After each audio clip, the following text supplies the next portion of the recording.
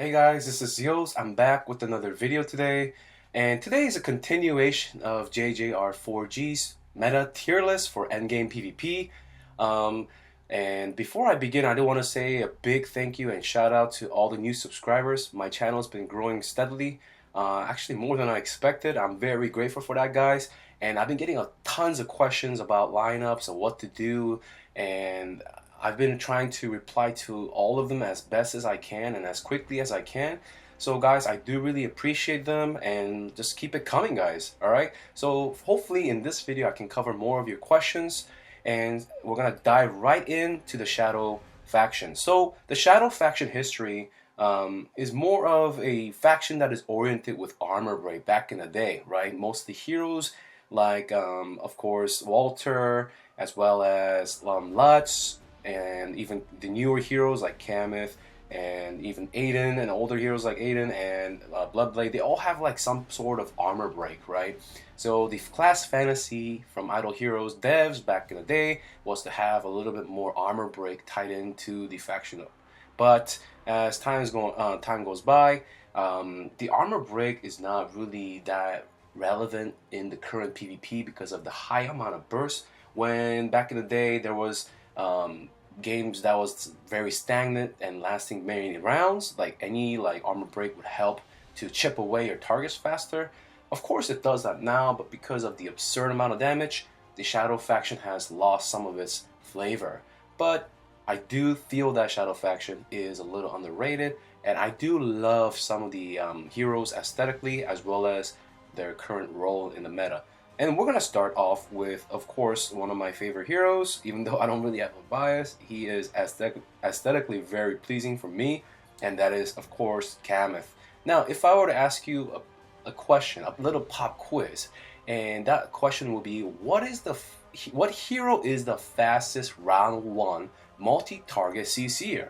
And of course, that goes to nobody else or no other than Faithblade with the speed artifact and an energy speed stone with an energy artifact. Now, people are staying away from that speed stone. I mean, you could obviously build one with multiple Faithblades as well as GVE, but people are, if they only have one copy of a Faithblade and they're trying to run a Rainbow Aura, they go for crit nowadays instead of just speed, because even with the Rainbow Aura, Faithblade in most situations cannot knock a hero out in round 1 with Speedstone. Anyways, that's a different topic, different faction.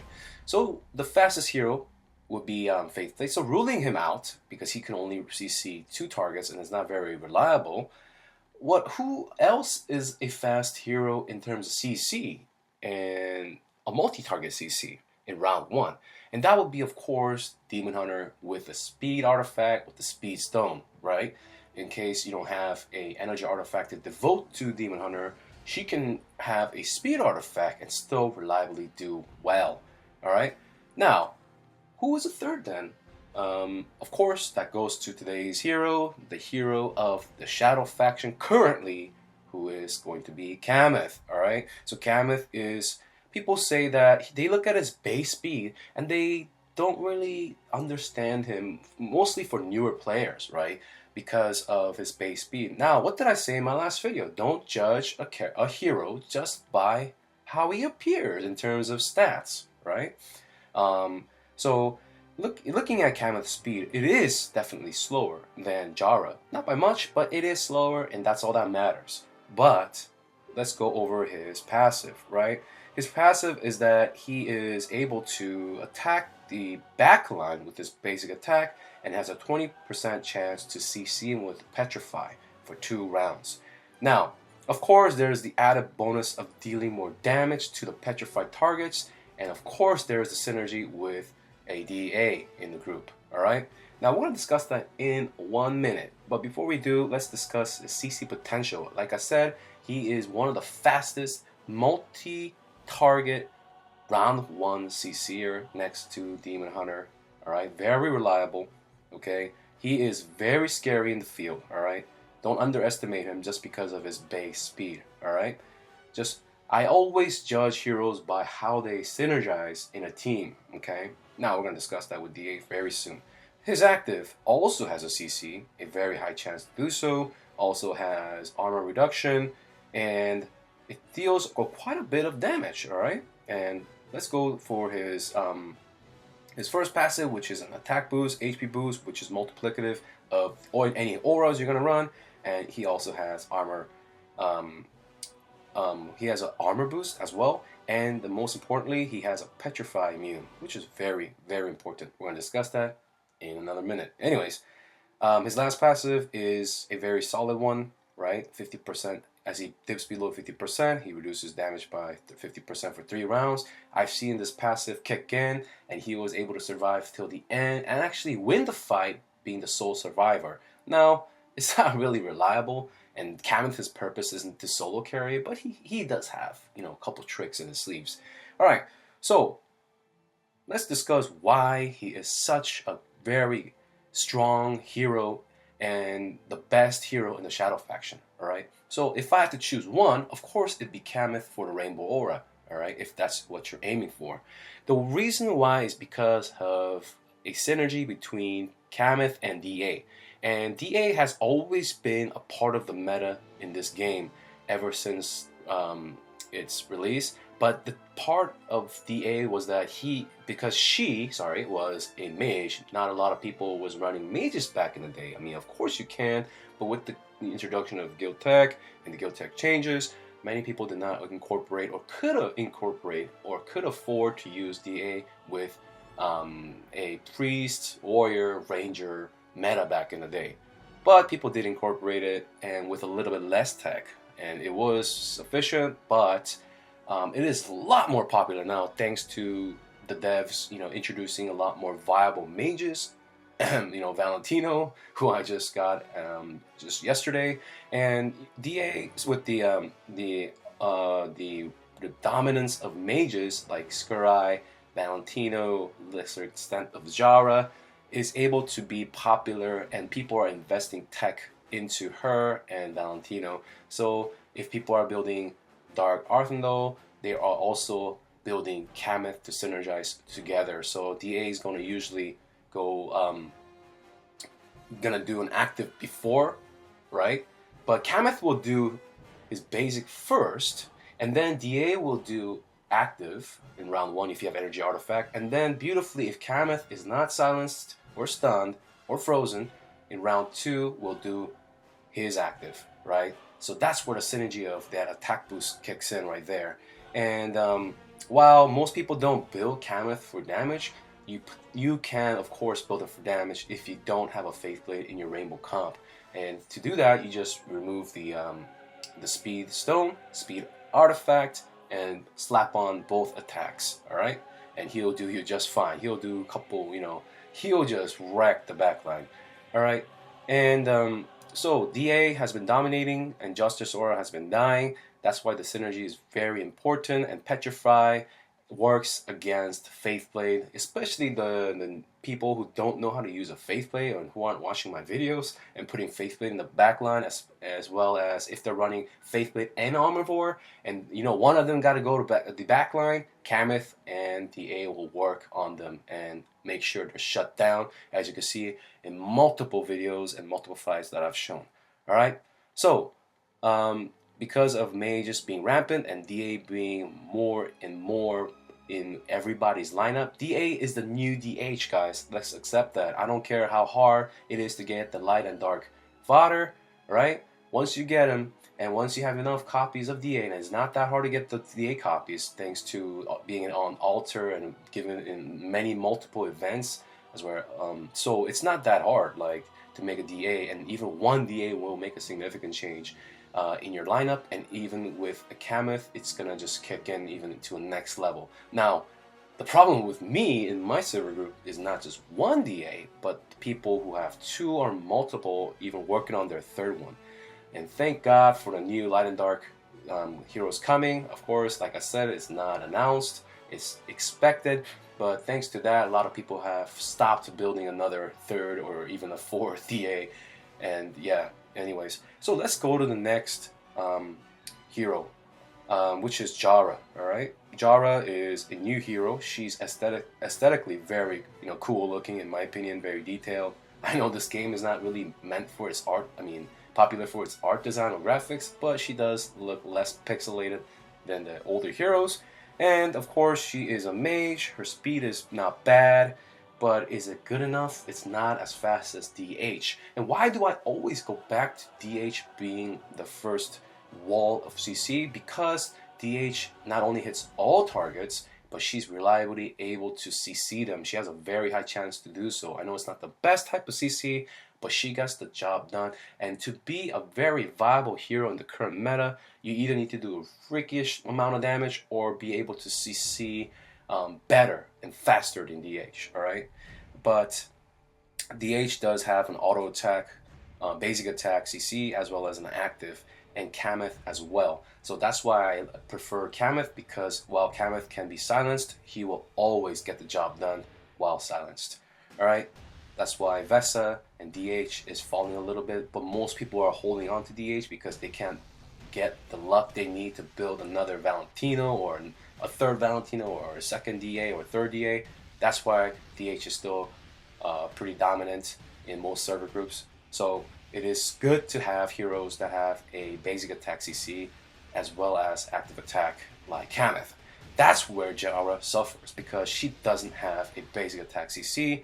Her CC comes from her active, and like I said, any hero slower than DH who have CC tied to the active, that they are not going to be part of the meta, sadly. Alright, as much as I love her aesthetically and her role in PvE has a place, she doesn't have that much of a role in PvP. And I have shown multiple clips in like the biggest whale on our server group running Chara and losing every single game with her. And I'd say 1 out of 10 matches she would actually get an active off. Alright?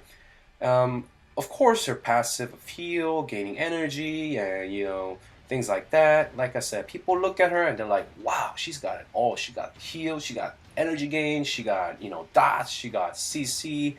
It looks great, right, on paper, but how does she synergize?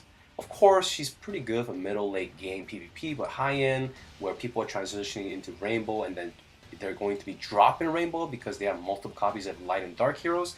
In that case, Chara does not, she does not have a place in the current meta.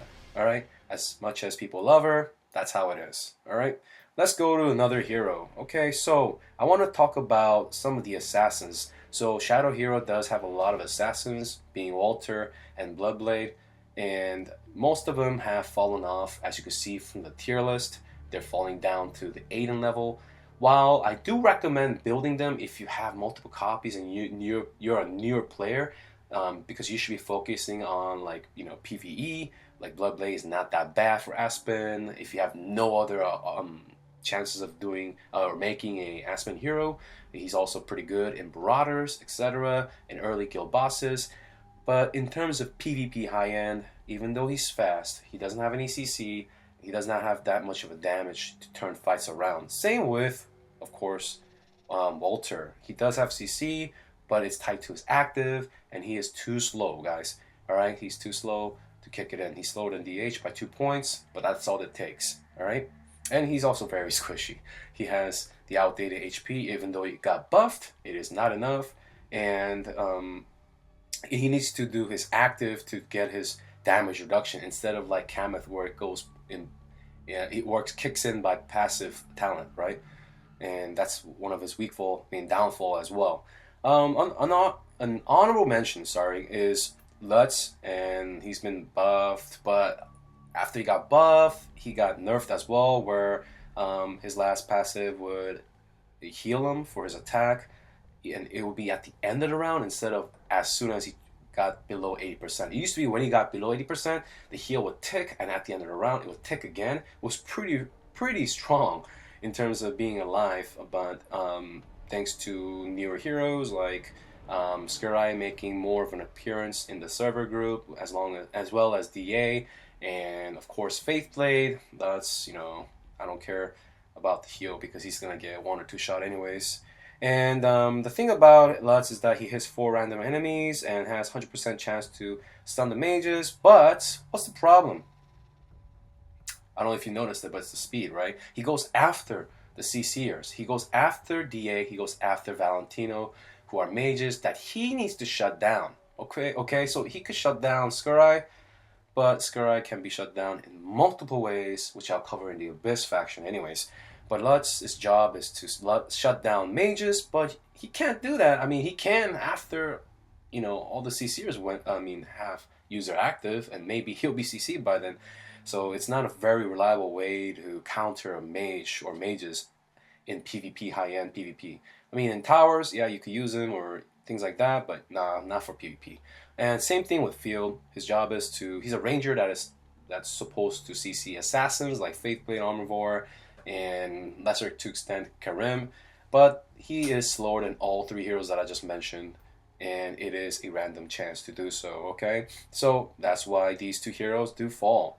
And I discussed Karma in my last video. She's been recently revamped and redesigned, and it just doesn't really work well because she reduces she increases ally precision, and she strips the block and things like that, and she does more damage from basic attack, but basic attack doesn't really do that much damage, and it's just overall she has 100% precision, and not a lot of people, people have block, but they don't stack block, so it's not, she's not gonna be doing insane amount of damage. She's also slow. She's also a priest, which is falling off the meta.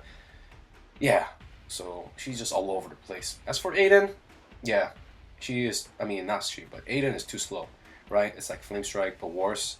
You've heard this probably 1,000 times, and he has armor break tied to it, but it's just not enough, right? It's way too easy to shut him down. If Skurai is already that easy to shut down. I mean, we fight against double Skurais all day, every day, and we're able to shut them down pretty reliably and win against them. I mean, what chance does Aiden have when Skurai does have more speed and more survivability?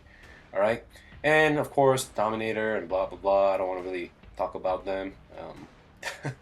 Anyways, the last hero I do want to mention is Corpse Demon. You'd probably be wondering why I haven't mentioned him yet, but because he's falling off as well.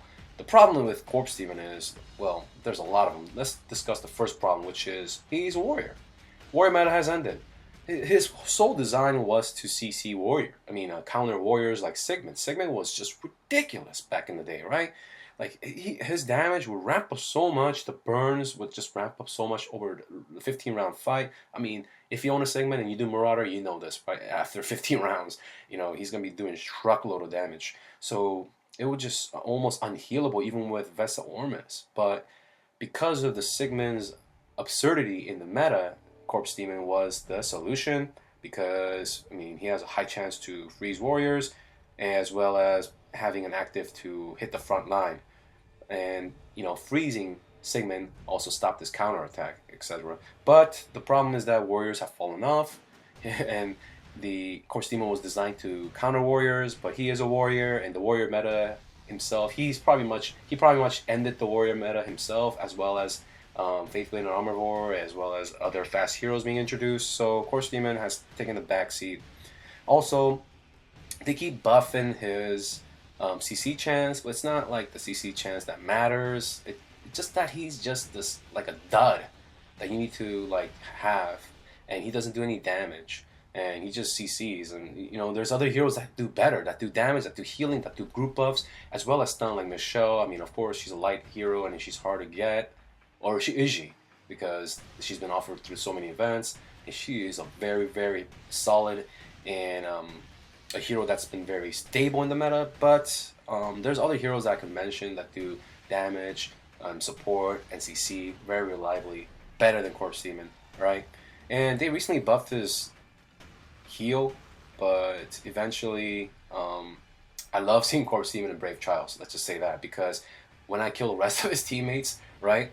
And after I kill all of his teammates, he does last a while because his heal on average does about 2.6 million heal in a round. I mean, in a fight now, yes, it is a buff. Like, people who don't know how this actually works of total health, before it was based on attack, this does more healing, burst healing. He does just, heal all the way back up, and then you have to re-kill him. But there's no, it's not an issue anyways because of the burst we have in the current meta and the CC to shut him down. And the last reason, or there's of course more reasons, but another reason why he's fallen off the meta is because, you know, heroes don't really have to go through him. Not a lot of heroes, even their basic attacks, have to hit the front line or slot 1. So they just bypass him and just, you know, like I said, go around him and kill everybody else, leaving him behind, and you just kill him off. And, you know, having Corpse Demon up helps your enemies in Brave Trial because they heal back up with Vesa or Healer or Deer, whatever. They just heal back to full health, and it, you know, it's very good for the opponent, as well as in PvP as well. It helps the opponent, you know, increase their damage meters to show off on to their friends or whatever they want to do. All right, so Corpse Demon, sadly, I know I almost 10-starred him on my other account when he first released, but yeah, that's how it is. He's fallen off as well. So wrapping it up, pretty much Kamath is like the only top tier PvP hero right now. If you are leaning more towards PvE because you're a newer player, get that Walter or get that Bloodblade or Chara. Chara does do well in the higher upper like guild bosses past 53, like especially the Ice Planks. She'll do well. She'll do you well. My #1 damage dealer right now is running a Chara, as well as Walter and a little bit more shadow heroes, just going for burst, not for heals. Anyways, that's another video. For PvP, there you have it. Kamath, boom, get him. All right, if you're not running Rainbow, then don't worry about, like, you know, running Chara as well. You could run Chara, but I don't really consider that like Endgame. You know, like yeah, pretty good mid to late game, but then, you know, as you want to transition, even Chara, Kamath, double Scaride, double DA would not be enough, all right, against the god Keep Faithfully. All right, well, there you have it, guys. That's my wrap-up of Shadow Faction. Get them Kamath. My guild, 10-starred, 5 Kamath this week. Or I think it was 7? Like 7 of us got a 10-star Kamath. I missed it on my other account because I was stupid. I couldn't, you know, save up enough casino chips. I just don't care anymore about my second account. Anyways, if you like the video, guys, please do subscribe, and if you have any comments, leave it below. Next faction hopefully will be Abyss, and with the FTA opening tomorrow, hopefully I get some good clips, guys, and see my new team with the new 10-star Valentino in action. Alright, guys, thanks so much, and I'll see you guys next video.